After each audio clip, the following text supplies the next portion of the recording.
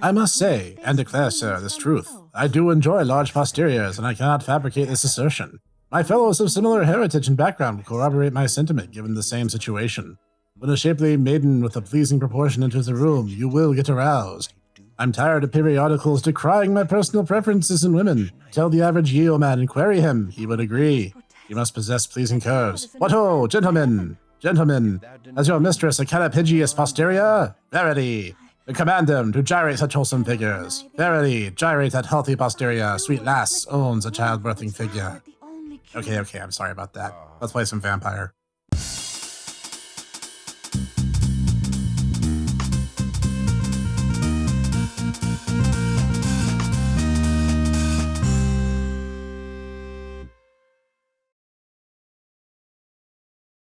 Greetings everyone, I'm the Crusader Snek. As I mentioned a few times before, I'm a big fan of tabletop RPGs, and the first one I ever got the chance to play at any real length was Vampire the Masquerade. Hey, here's a little World of Darkness joke for you. New World of Darkness. Ha! Okay, at least a few of you out there will get that, I hope. Anyway, much like how Shadowrun Returns got me into the Shadowrun tabletop, it was actually a video game that got me into Vampire as well. And no, not Bloodlines. And now that I mentioned it, go ahead and reinstall it because that game's great too.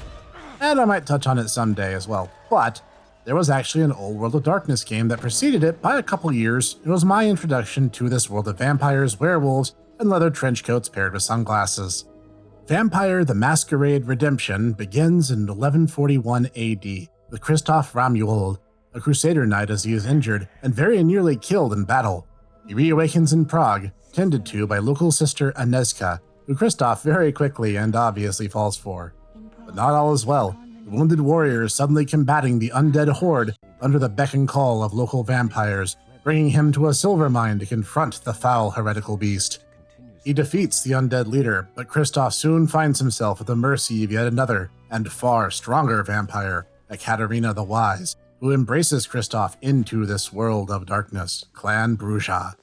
And thus, we undertake the fight that spans nearly a millennium and struggle for the fate of the world of both kindred and kind alike. First off, for a game released in 2000, it looks good. The cutscenes permanently rendered and unyielding and unchanging 480 by 600 look fantastic even when they're upscaled, like what I'm going to have to do for the sake of this video.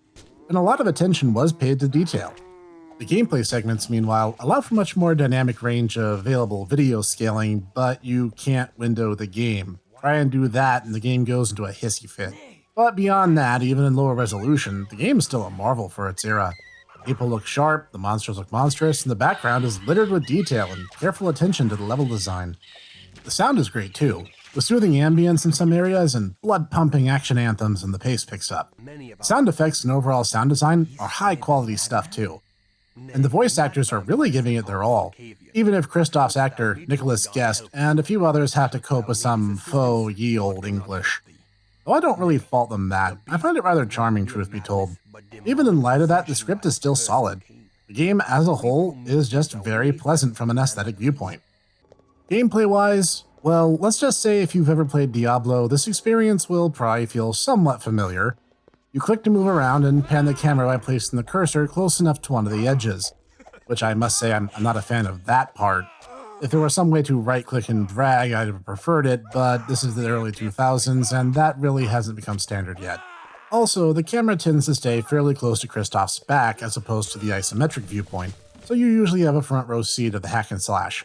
And that does sum it up nicely. You click to attack and hold-click to attack the same monster repeatedly. And while Christoph and company do get a wide range of disciplines, the word for vampiric supernatural ability, the ones that will consistently be the best and the ones you'll use most often than not are probably Potence, which raises strength, Fortitude, which raises defense, Celerity, which raises speed, and Protean, which make your bare hands into super weapons.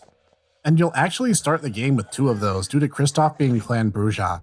Fights in this game don't tend to last long, so more complex powers tend to go by the wayside in lieu of ones that are boring but effective. That's not to say that this game is brain dead, because it isn't. There are moments where Christoph gets to talk his way through situations, and a very, very vital component of the game hinges on this: humanity. In World of Darkness, humanity is a rating that reflects how in touch with their once-living selves the vampire in question is, and was rated 1 to 10. In Redemption, it ranges from 0 to 100, with Kristoff starting the game at 70, and this can scale up or down depending on how you have him treat characters and situations.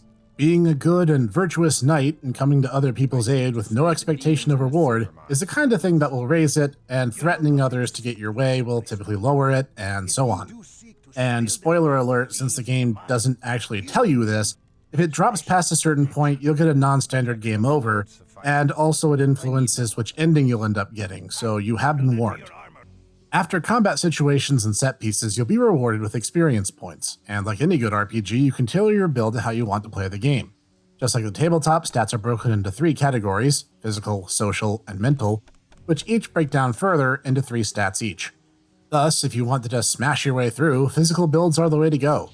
For additional options and conversation, social builds can provide more information. And if you want to do that thing that no one playing this game actually does, you can pop points into mental. I won't judge you. Out loud. Thus, as you progress, you'll grow more powerful, and you can even customize your partners that make up your coterie, or a team of vampires. Though the plot does dictate which of those you'll have at any given time. One of the cool things about this game is that the missions you undertake have a wide range of ways they can be resolved. Though most will end in combat, some areas allow for a semi-stealthy approach, or others can change depending on if you take or decline certain action prompts.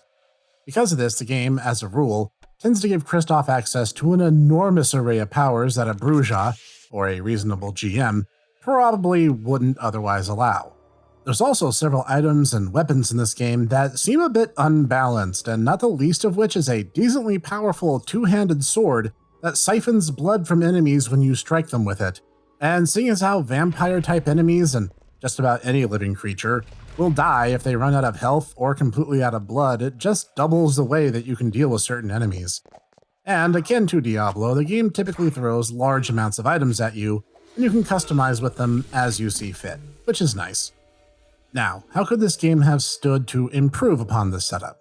Well, for starters, the game happens exclusively linear. There are no side missions. Some freedom to move around under our own volition would have been appreciated. Next, you only get help that the game dictates you get help, and that acts per mission with no way of getting extra characters at any point, even if the dungeon is particularly difficult. Next, as noted above, certain builds are simply not going to be viable. Characters like Kristoff and Wilhelm are big, beefy tank characters who gain nothing from mental stats, and social skills will only get you so far. Couple that with the above point of not really having the additional help, and this will often make your teams lopsided and offensively heavy. But really, if you treat this game more as a straight hack-and-slash title, with some little story segments in between action set pieces, the above really shouldn't inhibit your enjoyment that much. And if it does, well, you can always play Bloodlines, I guess. Overall, Redemption still holds up in a lot of ways. It's a fun game and a fantastic introduction to the World of Darkness setting. Sure, you may have to explain to newcomers that Tzimisces aren't always villains in every setting, but barring that, still a great introduction. The characters are well written, and gameplay is always fast-paced and brisk, allowing you to save anytime you're not currently crossing swords. And you get a pretty nice cross-section of all available vampire clans and abilities from the tabletop. Sure, the game might be 20 years old, but it's still fun to play and available on Steam to this very day. Various fan patches even exist to assist in compatibility, and the multiplayer mode allows for custom-built campaigns with all the in-game assets and monsters available. And even if you just play the campaign, the game is still a ton of fun, and I can't help but recommend it. Especially if the asking price is only about $5 US. This has been the Vampire Snek. If you liked what you saw today, please tap that like button. If you want more like this every week, you can subscribe and tap that bell icon to stay on top of the new content as it comes. Leave a comment down below telling me what your favorite clan from the game is. You can follow me on the Twitters for a hint about future projects, and even support my efforts of the night on Subscribestar, link in the description of every video.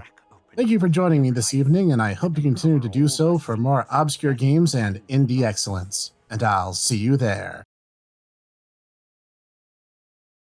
Hey everyone, this is the Hipster Snek.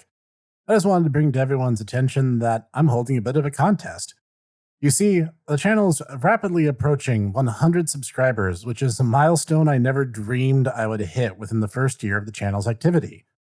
That in mind, I am opening a poll both on my YouTube comment section under the page itself and on the Twitter at HipsterSnek, where you can vote for a game you want me to review for the 100 subscriber special.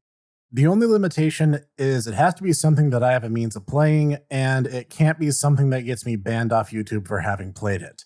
That said, go wild. Whatever game you want me to cover for the 100 sub special, I will do when that time comes.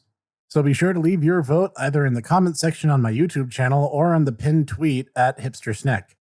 When the subtotal crests 100, that will be the time that video is the next to go live. That'll give you something to look forward to, and I will see you there.